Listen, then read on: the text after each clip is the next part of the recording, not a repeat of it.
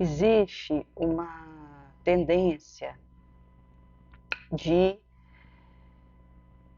cair na cilada que o egoísmo arma. Quando se fala em autocentramento, egoísmo, ergastulamento sobre mim mesma, se fala de uma tendência que leva a um dolo atrás do outro. Em Palavras de Vida Eterna, psicografia de Chico Xavier, diz no capítulo 32, o amor tudo sofre, Paulo 1 Coríntios 13, 7, sobre a experiência do egoísmo, que é apego da alma ao bem próprio, que patrocina golpe de delinquência, engano da posse, desacerto da prece e erro de impulsividade. Gera discórdia, acusação, cegueira, vingança, despeito e ciúme.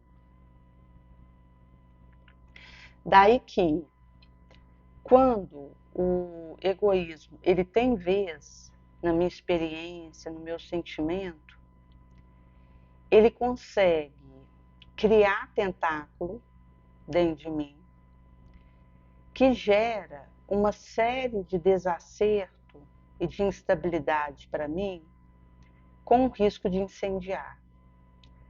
Porque se eu não tomo cuidado e domo isso ao golpe do amor, da abnegação, da doação e da bondade, isso finca sulco em mim como garra que se prende no tecido sutil do meu perispírito e acaba por abrir brecha no meu psiquismo, a vinculação alienígena, que faz aquilo me ferir mais e me comprometer de forma perigosa. Porque quando se fala de uma experiência de abnegação, ela gera em mim uma força de soerguimento, de doação, de cooperação, de compaixão, porque diante da dor do outro, eu posso ficar indiferente, achar que aquilo não me diz respeito e ignorar. E isso é uma infelicidade, porque então essa situação da dor do outro me encontra na inércia, no comodismo, no ócio, me comprometendo ainda mais. Ou eu posso ser tomada pelo sentimento da coragem, da compaixão, da caridade, que me leva a agir com acerto para ajudar. Porque quando alguém querido está passando uma prova, uma expiação, e eu desmonto com aquilo, também não ajudaria. Se aquilo me desequilibra, eu começo a chorar, perco condição de autocomando na situação, eu, em vez de ajudar, vou ter que ser ajudada para voltar ao meu ponto de lucidez e ao meu know-how de equilíbrio. Daí que a experiência necessária a ser desenvolvida é a compaixão e a intrepidez, o arrojo para ir ao encontro da situação e ter condição de oferecer ajuda, nem daquilo que eu alcanço e posso disponibilizar de ajuda. Tinha uma pessoa que o pai havia falecido e ele ainda estava num velório. Quando o caixão foi fechado, ele entrou em desespero. E, inclusive, ele professava, na época, o catolicismo. E pode ser que, naquele momento, ele tivesse a sensação de uma perda daquele pai. E ele começou a gritar, a segurar o caixão, pedir para ficar, a esbravejar, e chorava, tremia, esmurrava o caixão, implorando para que esse pai voltasse. E isso mostra a forma como a realidade de alguém que eu amo pode me desequilibrar, mas se eu souber conduzir o meu sentimento, a forma como lido, pode me levar a cooperar.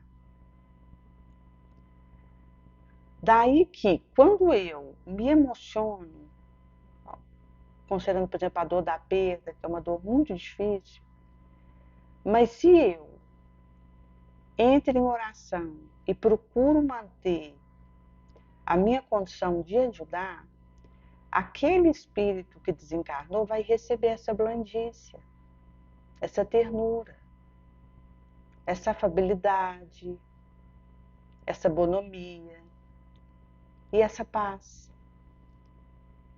Isso ajuda para ele lidar com o que o aguarda do lado de lá, porque ele tem uma adaptação para fazer, um caminho para trilhar, que se ele recebe de mim lucidez, tranquilidade, paz,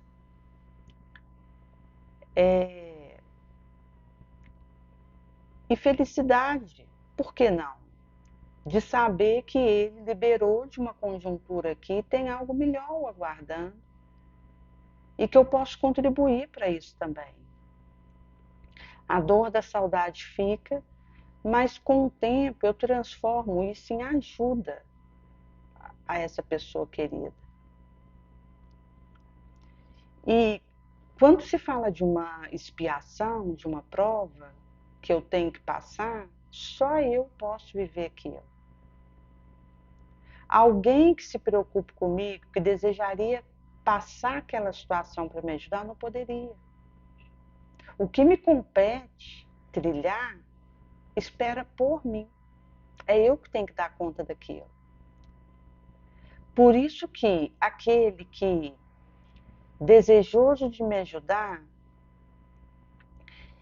pode, em oração, com o próprio testemunho, fazer isso. E me emular a enfrentar com resignação o que me aguarda. Num trecho do Evangelho segundo o Espiritismo, vai dizer que para que o sofrimento que eu vivo seja levado em conta,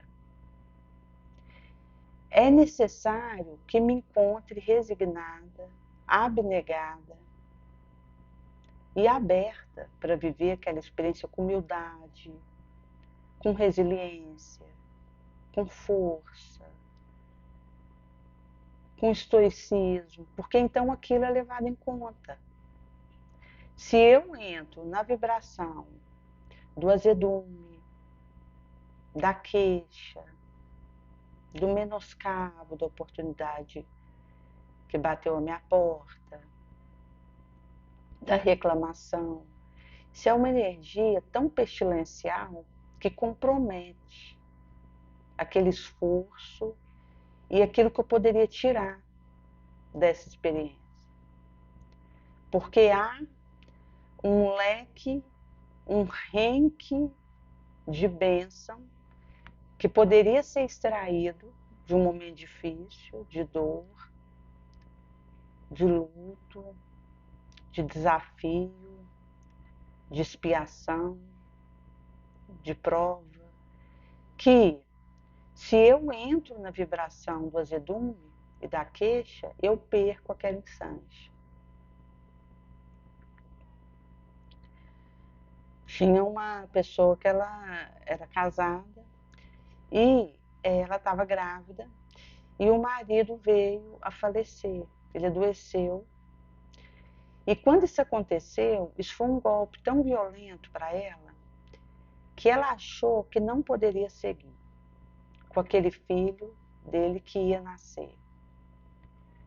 E à medida que ela se deixou entranhar pela luz do Espiritismo, pela consolação do Cristo, que ela precisava ser forte, porque tinha um filho que aguardava, e que esse marido, agora ex-marido, porque falecido, precisava da vibração blanda dela, ela foi